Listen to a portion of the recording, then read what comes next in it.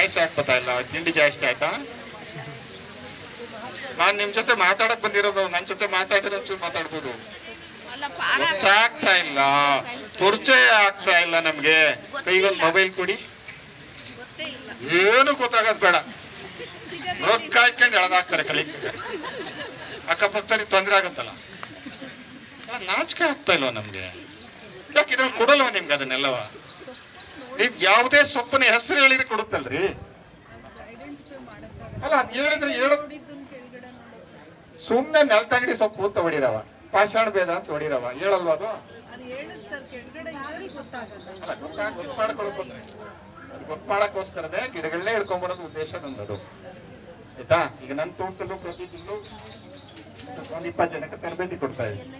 ಅಲ್ಲೇನು ಅಂತ ಹೇಳಿದ್ರೆ, ಕಲಿಯಂಗಿದ್ರೆ ಮಾತ್ರ ಬನ್ನಿ ಅಂತೇಳಿ. ತುಂಬಾ ಚೆನ್ನಾಗಿ ಒಳ್ಳೆ ಊಟ ಕೊಡ್ತಾರೆ ಅಂತ ಟ್ರೈ ಮಾಡಿ ಬರಬೇಡಿ ನನ್ನ ಹತ್ರ, ಅದು ಕಂಡೀಷನ್ ಅದು. ಸೊ 20 ಜನರಿಗೆ ಅವಕಾಶ ಕೊಟ್ಟಿದ್ದೇನೆ. ಸೊ 22-23 ಜನ ಆಗ್ತಾರೆ. ಸೊ ಸದ್ಯಕ್ಕೆ ಒಂದು 108 ಒಂದು ಸಣ್ಣ ಇದ್ರೊಳಗೆ ರಿಂಗ್ಸ್ ಎಲ್ಲ ಹಾಕಿ ಪೇಮೆಂಟ್ ಮಾಡಿದ್ದೀನಿ. ಅದ್ರ ಜೊತೆಗೆ ಒಂದು 150-200 ತಿನ್ನುವ ಮನುಷ್ಯರು ಆಹಾರಕ್ಕೆ ಬಳಸುವಂಥ ಸೊಪ್ಪುಗಳನ್ನ, ಸೊ ನೀವು ಜಸ್ಟ್ ಗಿಡಗಳನ್ನ ನೋಡ್ಕೊಂಡ್ ಬರುವಂಥದ್ದು, ಮತ್ತು ಅಷ್ಟು ಸೊಪ್ಪನ್ನ ಹಾಕಿ ಒಂದು ಸಾಂಬಾರು ಮಾಡಿ ಊಟ ಮಾಡುವಂಥ ಕೆಲಸ ಮಾಡ್ತಾ ಇದ್ದೀನಿ. ಸೊ ಎಲ್ಲರೂ ಅದೇ ಕತೆ ಹೇಳಿದ್ರಲ್ಲ, ಇಲ್ಲಿ ಗೊತ್ತಾಗ್ತಾ ಇಲ್ಲ ಅನ್ನೋದಕ್ಕೆ ಸೊ ಈ ಕೆಲಸ ಮಾಡ್ತಾ ಇದ್ದೀನಿ ಪ್ರತಿ ತಿಂಗಳು. ಸೊ ಇದನ್ನ ನಾವು ಅಲ್ಲಿ ಬಂದ್ರೆ ನಿಮ್ಗೆ ಬೇಕಾದಷ್ಟು ಸೊಪ್ಪುಗಳು ಸಿಗ್ತಾ ಹೋಗ್ತದೆ ಅಂತ. ಸೊ ಅದ್ರ ಜೊತೆಗೆ ನಮ್ಗೆ ಅನಗೊನೆ ಸೊಪ್ಪು ಅಂದ್ರೆ ಸಾಕು. ಪಾಲೆ ಒಳಗಡೆ ಕರಿ ಅನಗೊನೆ ಅಂತ ಒಂದು ಇದೆ. ಆಕ್ಚುಲಿ ಇದು ಹಸಿರು ಅನಗೊನೆ, ಇದು ಜಡೆ ಅನಗೊನೆ, ಇಲ್ಲಿ ತಂದಿರೋದು ಅಷ್ಟೇ. ಇನ್ನೊಂದು ಕರಿ ಅನ್ಗೊನೆ, ಇನ್ನೊಂದು ಕಲ್ಲ ಅನ್ಗೊನೆ, ಇಲ್ಲೇ ಇದೆ. ಸೊ ಇದು ಕಲ್ಲು ಅನಗೊನೆ ಅಂತ. ಸುಮಾರು 12 ವೆರೈಟಿ ಅನಗೊನೆಗಳಿದೆ. ಇದನ್ನ 4 ಎಲೆ ಒಂದೇ ಅಂತ ಕೂಡ ಕರೀತಾರೆ. ನೀವು ಗಮನಿಸಿ, ನೀವು ಈಗ ತೆಗೆದ್ರೆ ಇದರಲ್ಲಿ 4 ಎಲೆ ಇರುತ್ತೆ ಸುತ್ತ, ಎಲ್ಲರೂ 4 ಎಲೆ ಬರುತ್ತೆ. 4 ಎಲೆ ಒಂದೇ ಅಂತ ಕೂಡ ಕರೀತಾರೆ. ಸೊ ನಮ್ಗೆಲ್ಲ ಇವೆಲ್ಲವೂ ಕೂಡ ಒಂದು ಕಣ್ಣಿಗೆ ಅಮೂಲ್ಯವಾದ ರತ್ನಗಳು ಅಂತ ಹೇಳ್ಕೊಂಡ್ ಬಂದಿದ್ದಾರೆ. ಅನ್ಕನೆ ಸೊಪ್ಪು ತಿಂದ್ರೆ ಕಣ್ಣೆಲ್ಲ ಸರಿ ಆಯ್ತದೆ ಅಂತ. ಈಗ ನಮ್ಗೆಲ್ಲ 4 ಕಣ್ಣುಗಳು ಬಂದ್ಬಿಟ್ಟಿದಾವೆ. 4 ಕಣ್ಣು ಬಂದ್ರು ಕಾಣ್ತಾ ಇಲ್ಲ ನಮ್ಗೆ ಇನ್ನೂ. ದಾರಿನಲ್ಲಿ ರಾಶಿಯಾಗಿ ಗಂಡದಲ್ಲಿ ನೋಡಿದ್ರು ರಾಶಿಯಾಗಿ ಬೆಳೀತದೆ, ಹೌದಾ? ಗಂಡ ಅನ್ಗೊನೆ ಅಂತಾರೆ.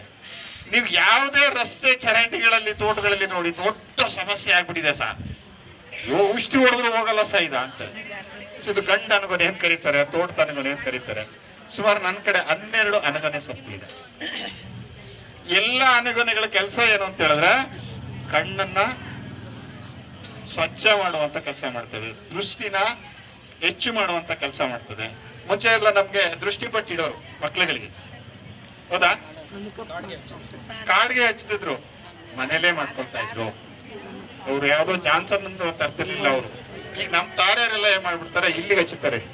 ಯಾರು ಕಣ್ಣು ಬಿದ್ದುಬಿಟ್ರೆ ಎಷ್ಟು ನಮ್ಮನ್ನ ಇದಾಗಿ ಮಾಡ್ತಾ ಇದಾರೆ ಅಂತ ಹೇಳಿದ್ರೆ, ಕೆನ್ನೆಗೆ ಹಚ್ಚುತ್ತಾರೆ. ಅಲ್ಲ, ಯಾರೋ ಕಣ್ಣು ಬಿದ್ದು ಬಿಡುತ್ತೆ ಅಂತ ಹೇಳಿ ಇಲ್ಲಿಗೆ ಹಚ್ಚುತ್ತಾರೆ. ಆದ್ರೆ ನಿಜವಾಗ್ಲೂ ಕಾಡಿಗೆ ಇತ್ತಲ್ಲ, ಕಾಡಿಗೆ ಮಗುವಿನ ಕಣ್ಣು ಬಹಳ ಸೂಕ್ಷ್ಮವಾದದ್ದು. ದೃಷ್ಟಿಹೀನತೆ ಏನಾದ್ರು ಸಮಸ್ಯೆ ಶುರು ಆಯ್ತಾ ಸಣ್ಣದ್ರಿಂದ ಕಷ್ಟ ಆಗತ್ತೆ ಅಂತೇಳಿ ದೃಷ್ಟಿನ ತುಂಬಾ ಚೆನ್ನಾಗಿ ಇಟ್ಕೊಳ್ಳೋದಿಕ್ಕೆ ಇದರಲ್ಲಿ ಕಣ್ಕಪ್ ಮಾಡ್ಕೊಳ್ತಾ ಇದ್ದೀವಿ ಮನೆಯಲ್ಲಿ.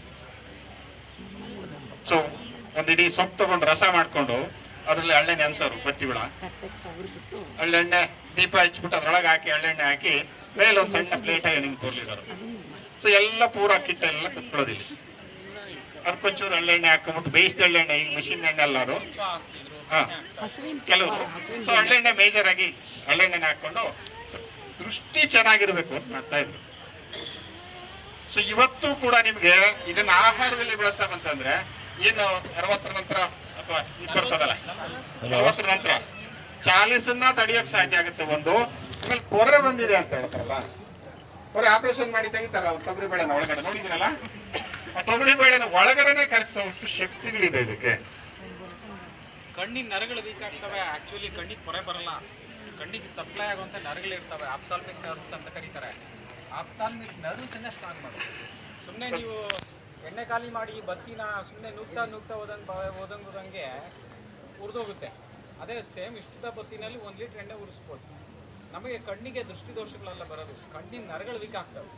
ಸೊ ನೀವು ಮಾಡಬೇಕಾಗಿರೋದು ಏನಪ್ಪ ಅಂದರೆ ಕಣ್ಣಿನ ನರಗಳನ್ನ ಸ್ಟ್ರಾಂಗ್ ಮಾಡ್ಕೊಳ್ಳಿ. ಅವೆಲ್ಲ ಸ್ಟ್ರಾಂಗ್ ಆಗ್ಬೇಕು ಅಂತ ಹೇಳಿದ್ರೆ ಸೊಪ್ಪುಗಳು ತಿನ್ನಿ ಜಾಸ್ತಿ. ಅದಕ್ಕೆ ಮತ್ಸ್ಯಪರ್ಣಿ ಅಂತಾನೆ ಕರೀತಾರೆ. ಹೌದು. ನೀವು ಯಾವುದೇ ಸೊಪ್ಪುಗಳು ತಗೊಳ್ಳಿ ನೀವು, ಸೊ ಯಾವುದೇ ಸೊಪ್ಪುಗಳು ತಗೊಳ್ಳಿ ನೀವು, ಸೊ ಕಣ್ಣಿನ ಆಕಾರದಲ್ಲಿ ಇರ್ತವೆ, ಕಣ್ಣಿನ ಆಕಾರದಲ್ಲಿ ಇರ್ತವೆ. ಮತ್ಸ್ಯ ಅಂದ್ರೆ ಗೊತ್ತಲ್ಲ, ಮೀನು, ಮೀನಾಕ್ಷಿ ಮದುವೆ. ಸೊ ಸೇಮ್ ಅದು. ಇದನ್ನ ತಗೊಳ್ಳಿ ನೋಡಿ, 4 ಎಲೆವನ್ನೇ, ಇದು ಅದೇ ಥರನೇ ಕಣ್ಣಿನ ಆಕಾರದಲ್ಲೇ ಇರ್ತವೆ. ಸೊ ಯಾವ ಗಿಡ ಆ ಪ್ರತಿಯೊಂದು ಆರ್ಗನ್ಸನ್ನ ನಿಮಗೆ ರೆಪ್ರೆಸೆಂಟ್ ಮಾಡುತ್ತೆ. ಈಗ ಲಿವರ್ ಒಂದೊಂದು ಮಾಡ್ತಾ ಹೋಗ್ತವೆ, ಒಂದೊಂದನ್ನೇ ಮಾಡ್ತಾ ಹೋಗುತ್ತೆ. ಇದೊಂದು ಗಿಡ ತೋರಿಸಿ ಗೊತ್ತಾಗಲ್ಲ, ಈ ಗರ್ಗದ ಗಿಡ ಅಂದ್ರೆ ಗೊತ್ತಾಗಲ್ಲ. ಭೃಂಗರಾಜ ಕೇಶತೈಲ ಅಂದ್ರೆ ಎಲ್ಲ ತಲೆಗೆ ಹೋಗ್ಬಿಡುತ್ತೆ ನೋಡಿ, ಆ ಸ್ಮೈಲೇ ಗೊತ್ತಾಗತ್ತೆ ಅದು. ಭೃಂಗರಾಜ ಕೇಶತೈಲ ಅಂದ್ರೆ ನಿಮ್ಮ ಮನೆ ಚರಂಡಿನಲ್ಲಿ ಕೆರೆ ಒಳಗೆ ಬೆಳೆಯುವಂತ ಗರ್ಗದ ಸೊಪ್ಪು. ಒಂದು ಇಡೀ ಸೊಪ್ಪು ಹಾಕಿ ಬೇಯಿಸಿದ್ರೆ ನಿಮ್ಮ ಮನೆಯಲ್ಲೇ ಭೃಂಗರಾಜ ಕೇಶತೈಲ ರೆಡಿ ಆಗುತ್ತೆ, ಆಯ್ತಾ. ವಿಶೇಷವಾಗಿ ಇದನ್ನ ಬಳಸ್ತಾ ಇದ್ದಿದ್ದು ಅಂತ ಹೇಳಿದ್ರೆ, ನನ್ನ ತಾಯಂದ್ರೆಲ್ಲ ಬಳಸ್ತಾ ಇದ್ದಿದ್ದು ರಕ್ತಹೀನತೆ ಅಂತ ಹೇಳ್ತೀವಲ್ಲ, ಅನಿಮಿಕ್ ಅಂತ ಹೇಳಿ ಹೇಳ್ತಿಲ್ವಲ್ಲ, ರಕ್ತಹೀನತೆ ಮತ್ತು ರಾಮಬಾಣವಾಗಿ ಕೆಲಸ ಮಾಡ್ತಾ ಇತ್ತು. ಜಸ್ಟ್ ಒಂದು ಅರ್ಧ ಸ್ಪೂನ್ ರಸ, ಒಂದು ಅರ್ಧ ಸ್ಪೂನ್ ಜೇನುತುಪ್ಪ.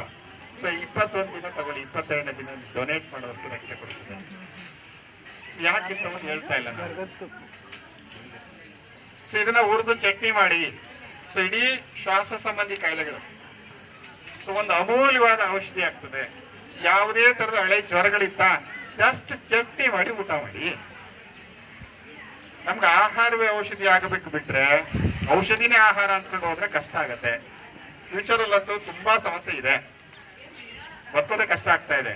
ಸೊ ನಾವು ನೇಚರ್ ಕಡೆ ಒಂಚೂರು ಬರ್ಲಿಲ್ಲ ಅಂತ ಹೇಳಿದ್ರೆ ಎಲ್ಲವೂ ಕಲಬೆರಕೆ ಆಗ್ತಾ ಇದೆ.